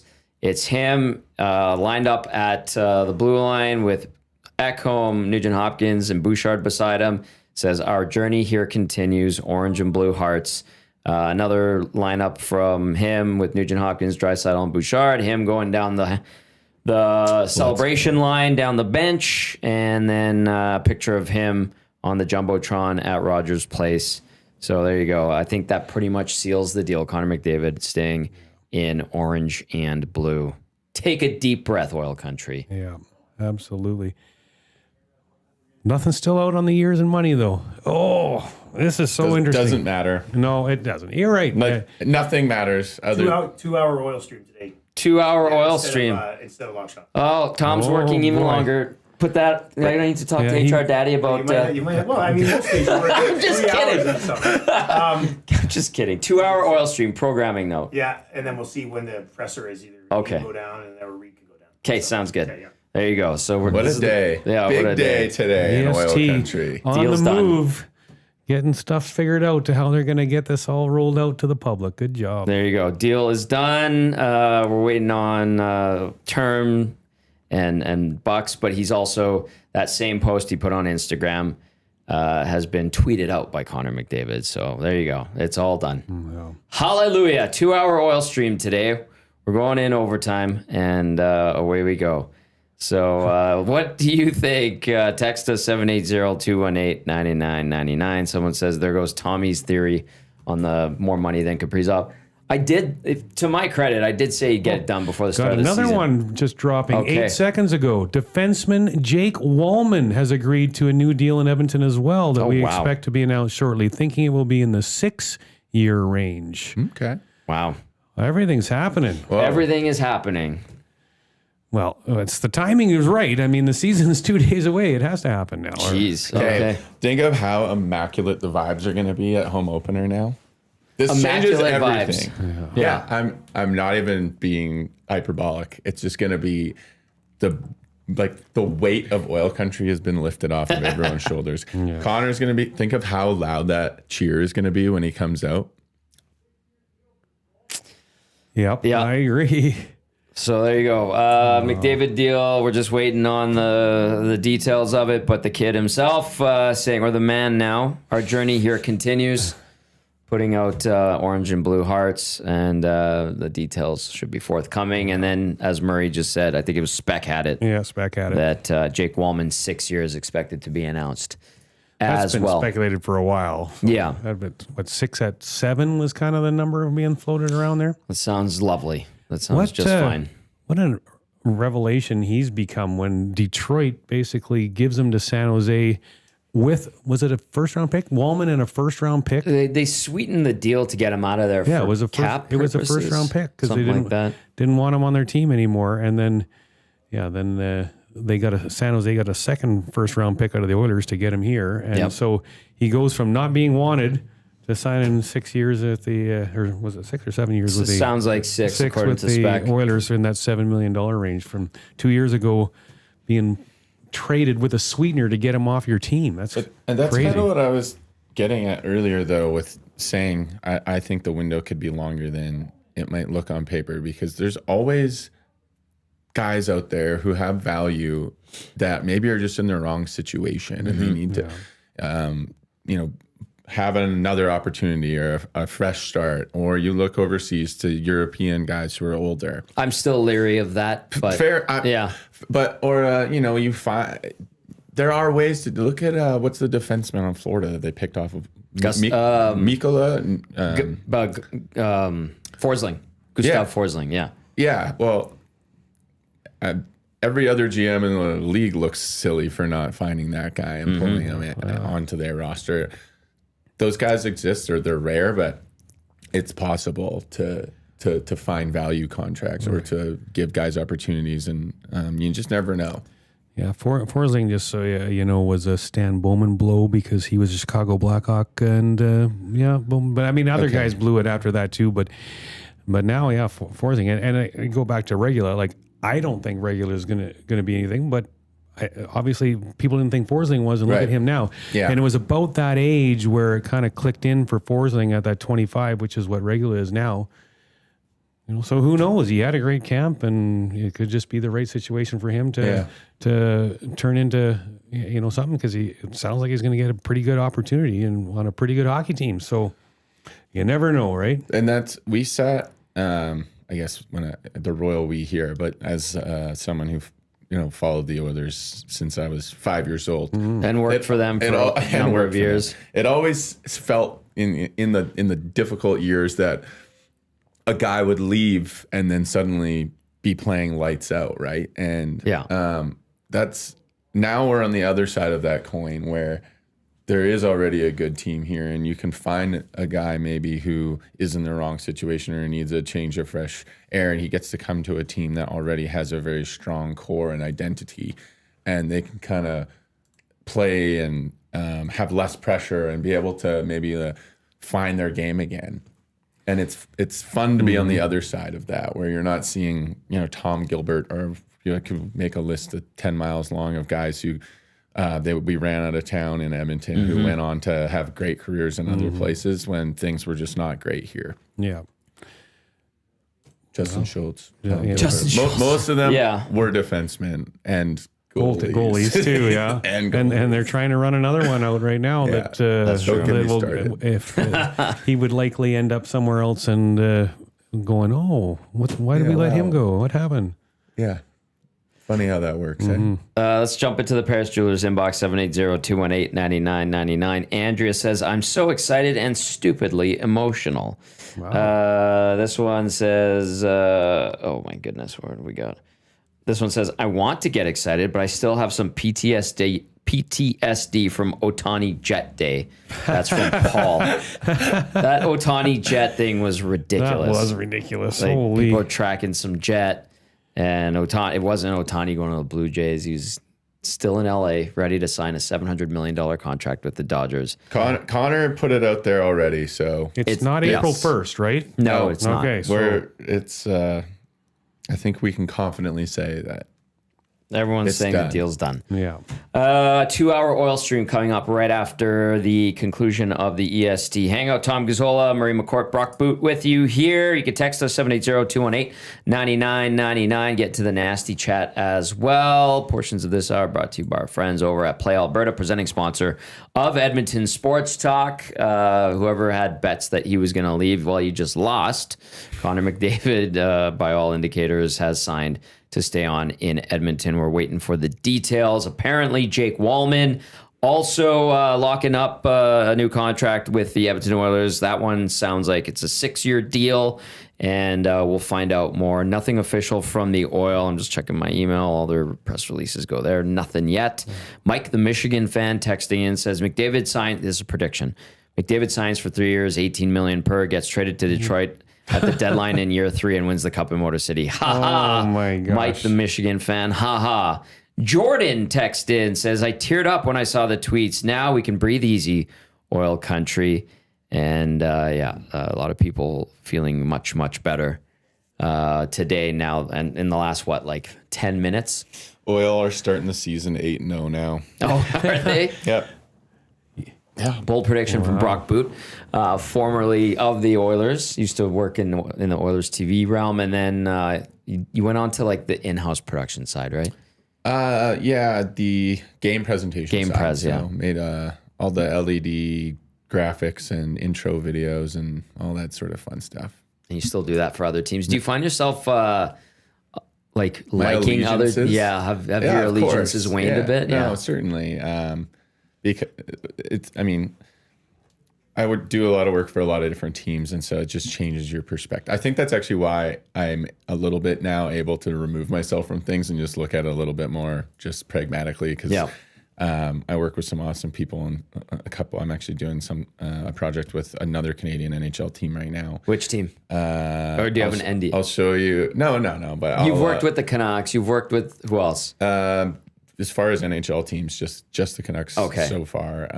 Hopefully some more stuff one day in the future. That's why I'm also I try not to, say anything that I have too crazy of takes, because at the end of the day, it's all about entertaining people and passion for the game. And we get to talk about all the stuff on the ice, but my world's the off the ice or in the bowl, or the experience of going to a game and just enjoying being fans, which is kind of, for me, what it's all about. So I get to kind of make some fun stuff and get people fired up about it. But yeah, you did the Elk stuff last year. Did you do this stuff? Yeah. This year too? Yeah. It looked really good. So I saw you down in a few games. I'm there. Couple. Every game. Everyone, yeah.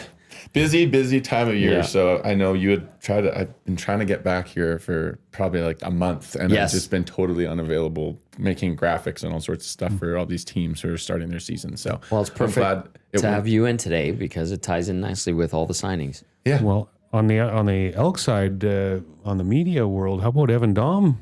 That's big change. Good for Sport Edmonton. Yeah, he's with CEO of Sport Edmonton now. Dahmer, great guy. Obviously, his dad was an assistant coach with the Oilers for a few years. Obviously, Golden Bears legend as well. Big game this weekend, by the way, on Saturday. We're going to have a big weekend sports-wise in our city, and on top of what the Jays are doing, and CFL's winding down and going into the playoffs, and NBA's CFR. Did you go check out the rodeo? Yes, I did. Yeah, it was awesome. I went with Jay Milne and his lovely family. Ooh. It was highly entertaining. It was great. Did you work with them as well? No, I did not. I would love to do some rodeo stuff. I think it'd be a lot of fun. I loved it. I had a great time. This was my first time. I like the announcer. Everything just feels... He's got that twang in his voice. This guy is a total maniac. He is riding this bull out of Wainwright, Alberta. Yeah. Give this man applause. I'm just locked in. Yeah. Put your hand... Warm Edmonton welcome. It was great. It was good. It was so good. Very entertaining. That was my first time going. Elliot Friedman. What do we got? Is saying the Jake Wallman deal, not the Connor deal, is 7x7. 7x7. How do you feel about that? 7 years, $7 million per for Jake Wallman. What is he? 29 years old. Now, as we collectively and fans of the game, fans of certain teams, start to get our minds wrapped around what the cap is becoming, that's fairly modest, don't you think? I think it's right where it should be. Yeah. Well, you look at that guy that nobody ever heard of that's supposedly really good on Anaheim just signed $9 million. $9 million a year. Yeah, Jackson Lacombe. Yeah, and you seem to see some young guys like I'm a Blackhawk guy, Frankie Nazar. People were like, Zach Dickham from here was texting me like, "Oh, do you believe the Blackhawks signed Frank Nazar for 7 years at $6.5 million? He only played like 50 some games." I'm like, you obviously haven't watched Frankie Nazar play because that guy is effing good. I'm old enough to remember when people thought the first big Draisaitl deal was a bad idea for the team. Yeah, And look how that turned out. bargain. Yeah, like 14.5 for Leon Draisaitl. And then the one before was what? What was he, 8? It was 8.5. that's the one I was Yeah. talking about. 8.5, That yeah. first big one Yeah. after his ELC. And That was one of Peter Chiarelli's few good moves. yeah. It was a Chiarelli deal. That was a Chiarelli deal, Oh, yeah. boy, that's a name that is kind of blasphemy in this town, isn't it? Well, he did a lot to muddy and sully his own name, that's for sure. Yeah. Tay says, great deal for Wallman 7x7.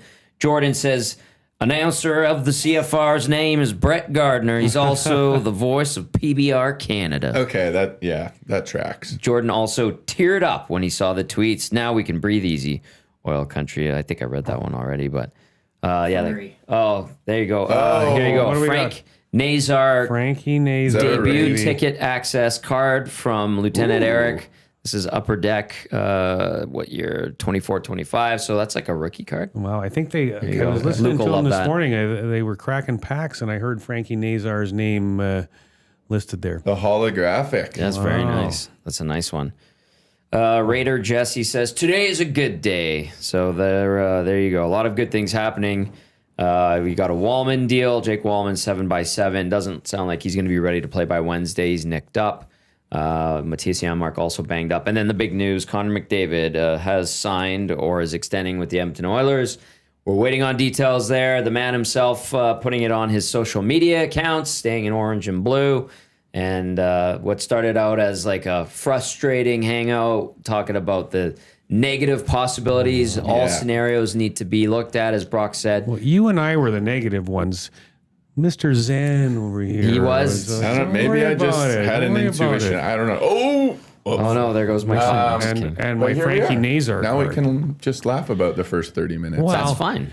But It's the beauty of the all show. said that we thought he was going to sign. We did. It's just before it ends, we got 22 minutes left, and I know Yes. we go off a few minutes before that. Like we have made predictions on what this is going to be. This has got to come out before the end of the show. Well, then let's do over under for Play Alberta. Is it going to be over or under 17 million? Under. Under. I You're will saying. also go take the under. I'm going to be wrong, but I still think out of principle it should be over. He should be making more than Kaprizov. Short-term deal for 97 as Here we per go. Schauger 17 seconds ago. And how much? It doesn't say. 2 Short- years, 7. What did Kaprizov sign for? 17. 17. $17 million and $1. Thank you. This is a very Price is Right Yes. answer. 17 million. Yeah. How about 17 million and Actual retail $97? price. Yeah. And $97. Yeah, $97. That makes sense. Yeah. This text says, Connor just gave me the best birthday present. Happy birthday. Happy birthday. Where's the name Who is on that? one? It doesn't show up in the app. Usually on the computer it shows up. So- Doesn't say. If he's saying short-term deal for what is considered short-term, it's no chance it's more than 3. But that might make me think it's 2. But I don't know. I don't know. We look at short-term deal as like 3 or 4 years And now. it's 3 or fewer, Yeah. I would say. I got a text a personal text to somebody who's obviously listening right now. A buddy of mine, Jeff Lorenz. He says it's 2 by 17.5 is his guess. Oh, that's his guess. He's No. playing the over-under by Play Alberta. Connor McDavid deal. Well, I won't say who's saying this because he's on the other side of Edmonton sports, but another big name saying that it's a very short deal. Baggio texting and says, oh, Tommy, I'm emotional here. So this is a significant day, actually, truly, for how much this means to the city. This is big. Lots of relief, obviously. As we await the details of the contract. Lots of text coming in. Chris in Alabama says, now that the signing has happened, does this mean we go back to talking about Skinner? I love the show, Chris in Alabama. Hello, Chris in Alabama. Yeah, probably. After everybody decompresses and digests the monumental news today in Edmonton, Jake Wallman signing, huge, 7x7, and we just await the details. Sounds like a shorter-term deal for Connor McDavid. I want to already ask the question because I haven't done any research on this, but what's out there in terms of potential trade deadline, acquisition, rental players this year? Is there an early indication of who those guys might be? I don't know. Well, the next big name on the market now is Jack Eichel. He's on the Kempe and the Kings. Kempe and Eichel, but honestly, They're all like in terms of in division, and they're gonna get signed, I would imagine. yeah. So. But here's the thing about deadline deals and guys that, all the big names going into the deadline. It always seems to be the players that you didn't know were out there and available that get traded for. Yeah. Wallman. Well, exactly. Those are two examples just right off the top. And guys who had some term left. So it wasn't that you're like, I didn't know that so-and-so was available. Like, to me, those are always the sneaky good gets where you like ninja a guy out of another market. And they're probably discussed in the summer, and they kind of just, we'll circle back when we know how our season's going to go. Yeah. Like I can tell you right now, my Blackhawks at the trade deadline are trading Jason Dickinson. Now, he's not that top two line guy. 2 years ago, he scored 20 goals, but as a third line center on a Stanley Cup contender, yes, please. And they're going to trade Connor Murphy, who was rumored to the Oilers last year at the trade deadline. Now he's on his last year's deal. There's zero chance that Connor Murphy's not getting traded at the deadline. Bob Stauffer really likes Connor Murphy. That would be... That's good. He also liked Justin Danforth and a couple other guys that never had a sniff around here. Yeah, another one, my Hawks, I think they're going to trade Ilya Mikheyev, but he might be too good for them to not want to re-sign. I wouldn't mind seeing him go, but speculation there. And another one, if he chooses to go, our captain Nick Foligno, and again, brings toughness He's to a that good fourth player. line, still going to bang the puck into the net here and there. So, those are some guys there. And then San Jose just signed like 10 freaking 30-something-year-old guys this year as placeholders for all their young guys up and coming. And so they're going to have all kinds of guys to trade. But I guess I'm probably getting ahead of myself talking about the deadline before this first game. But it's interesting to think of who's out there. But it's also premature in the sense that we really don't know what this year's version of the Oilers is going to want to shore up at a deadline. And there's a lot of hockey to be played before then, but I was curious.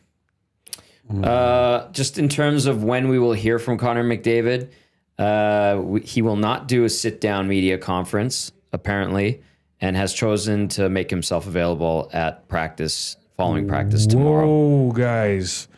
Chris Johnston. He's legit. Connor McDavid extension per sources. The short-term deal will carry an AAV less than $15 million. Chris Johnson knows his stuff. Unbelievable. Wow. Okay. And here's another one. It's 2 years. It's 2 years, less than $15 million. That's what it is. Holy smokes.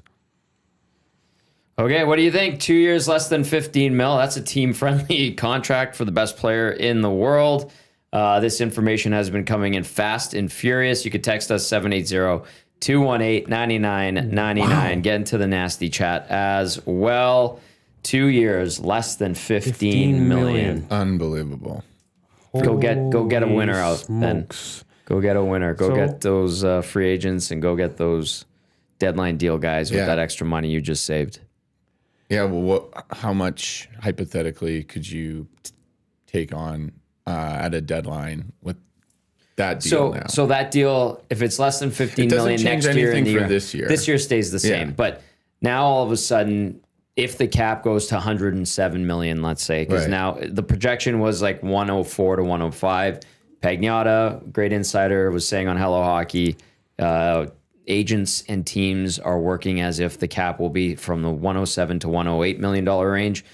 So you tack on that extra $3-4 million on top of McDavid taking anywhere from $3 to $5 million less than he could have. That gives you a lot of wiggle room next year and the year after. Yeah. Because we could be talking about a cap upwards of $118 million to $120 million 2 seasons from now, and you're only paying McDavid less than $15 million per. That's insane. That's exciting. That's a team-friendly deal. I did not expect that. How about this one that's about to happen? Let's go. Montreal going to be signing Lane Hudson to an 8-year deal, less than Noah Dobson's $9.5 million. Jeez. That would be a good bargain too. Betting on the So I want to hear your guys' reasons, like why you think the 2 years. Because there's two things. Yeah, either he's buying into that's the window of the Oilers, or he's signing it now, team friendly deal to try to get more available money for the Oilers to add extra pieces to try to win in the next couple of years, where then he would potentially leave, or is it that he's gonna dollar goes up and bills. he's signing in a few years for $20 million or $25 million or whatever the heck is going to happen, right? Cap this year $94.5 million, possibly as high as 118. 2 years from now, that's a huge jump, and you get a big piece of that pie. So maybe he said, "I'll take a sweetheart deal now, but you're paying me, or I'm getting paid big in that last contract coming up, or the next one after." I think it has almost nothing to do with money. That's just think so? My personal opinion. I just don't. Connor's never struck me as that. Of course, it's a consideration, obviously, but I just think it's a second priority to him to winning. Connor McDavid is going to be just fine for the rest of his life. After hockey, he will always have an ability to generate revenue. The real currency that he's dealing with right now is time, and able to be Less able than to 14 million? No, Less than 14? come on. I've seen less than 14. Less than 14. Holy. Why don't you just sit in here? Well, Busy. I have lots of prep to do before. Okay. Jeez. Dustin Nielsen popping in. Rashog, as of a minute ago, hearing sub $14 million for Connor McDavid. So he's just That's ridiculous. What's Leon's deal right 14 now? and a half Yeah, he so kicks in this year. Him and Leon are on the same deal now. Yep. Okay, Jake Wallman's official 7 years at $7 million. Now, I just want to make sure that everyone's clear on this, though, is that this 2-year deal does not start until next year. Yeah. So when we were talking earlier about what window we think, and we're talking that 2 to 3 years, so he's already under contract for this year, and now 2 more. So that's the end of our speculation of the 2 to 3 year window. So I think that's important. And at that point, Leon would have 5 years left or 6. He has 8 years starting this year. Yeah, starting this year, yeah. 6. So 6, yeah. Okay. Yeah. It's just an interesting thing to consider. He'll be 30 years old, and then you want to talk about like this year being indecisive or lots to chew on. The next one would be that's like, where am I finishing my career? Yeah, and that's going to be, you thought this summer was scary, waiting in oil country.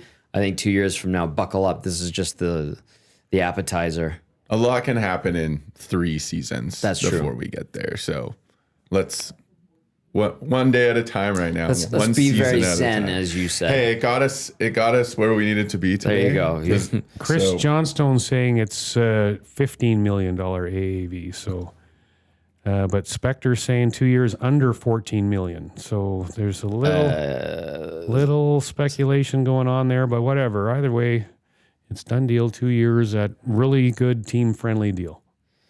We await the final details of this Connor McDavid extension. Jake Wallman also re-ups. He gets 7 by 7. How do you feel, Oil Country? 780-218-9999. Get to the nasty chat as well. Tom Gazzola, Murray McCourt, Brock Boot with you here on the EST Hangout presented by Sentinel Storage. We have a 2-hour edition of the Oil Stream coming up right after the Hangout is done. I'm going to hop into the studios with Dusty, and we will discuss all of today's events because it's been fast and furious. The news coming in the last, half hour, and we've been just on the fly. Who had the first breaking tweet, or was it just Connor putting it out there himself? Well, Friedman had something, and then Connor put out the post. Our journey continues, orange and blue hearts. So overall, when this is out there, what it is, it's a 2-year deal, whatever the final number is.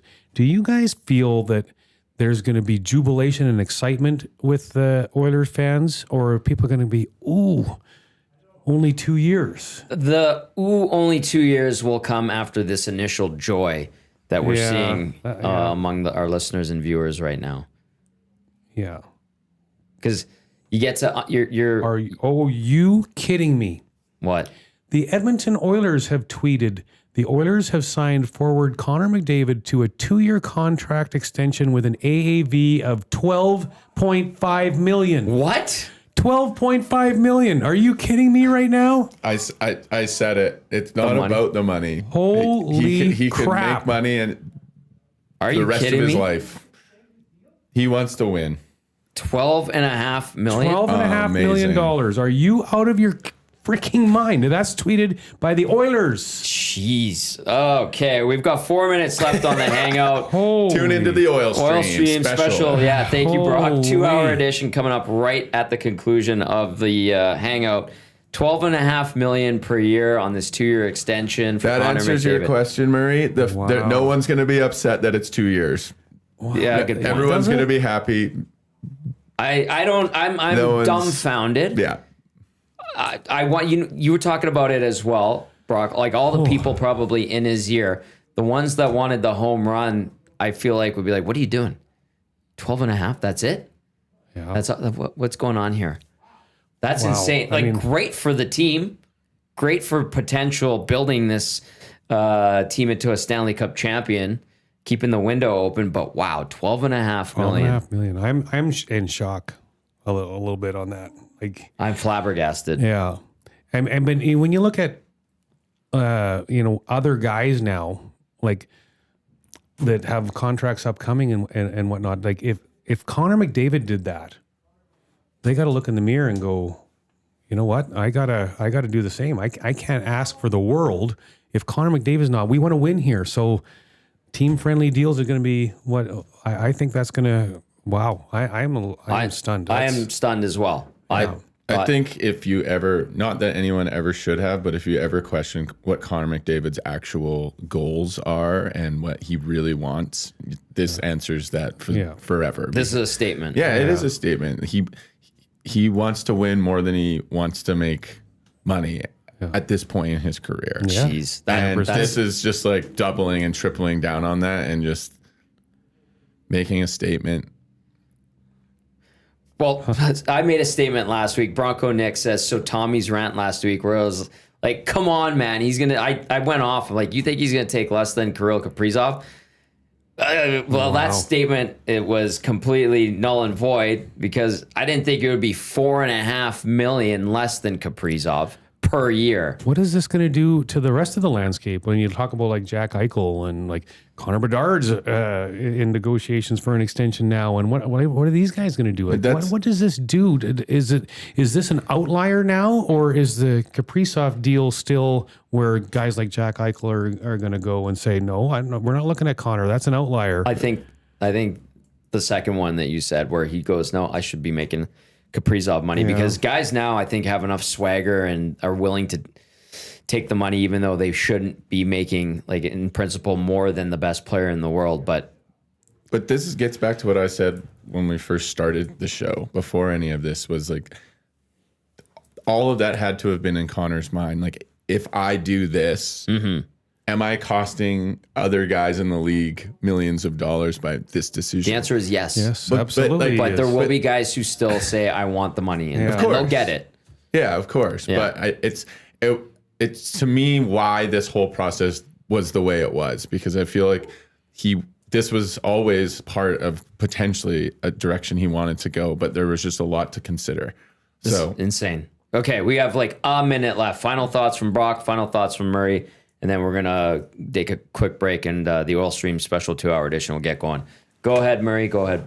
Well, my phone's blowing up with this as well, obviously. And for the most part, the guys are happy. But you're right. I mean, it's going to teeter at a certain point. It's like, yes, he's here. We can win the Stanley Cup over the next couple of years. But then at a certain stage, it's going to be like, holy shit, it's only 2 years. But for now, it certainly appears like jubilation in oil country. Mr. Zen? I would say just enjoy it today. Don't worry. Totally fair point, Murray. Don't worry about it. We'll worry about that in a few years. Yeah. Today is amazing. If you're an Oilers fan, enjoy every second of it. We get to watch Connor McDavid in this city again for at least three more years, seasons. yeah. Be happy. Have a beer at lunch if you want. Go just do whatever you need to do, but enjoy today. Yeah. Well said. We're going to wrap up the show with that. Mr. Zen, Brock Boot, thank you for coming in. Thanks for We've having been trying me. to line this up for weeks and weeks and Yeah, weeks. appreciate it. We'll have to have you in again. Mary McCourt, the usual Monday slot. We'll see you next Monday. Great show today. No. Where are you going? Next Monday I fly to Montreal, it's and the Thanksgiving. week after that I'm in Calgary for a buying show. So I'm not back for 3 weeks. Oh, baby. All right. Well, look forward to having you back in a couple of weeks. Alrighty. That's going to do it for a crazy, action-packed EST Hangout presented by Sentinel Storage. For Brock Boot, Murray McCourt, I'm Tom Gazzola saying, enjoy oil country. Connor McDavid re-signs 2 years, $12.5 million. Jake Wallman extended 7 years, $7 million. A special 2-hour edition of the Oil Stream coming up next. Keep it locked on Edmonton Sports Talk. Let's go. There you go, right in front of the camera.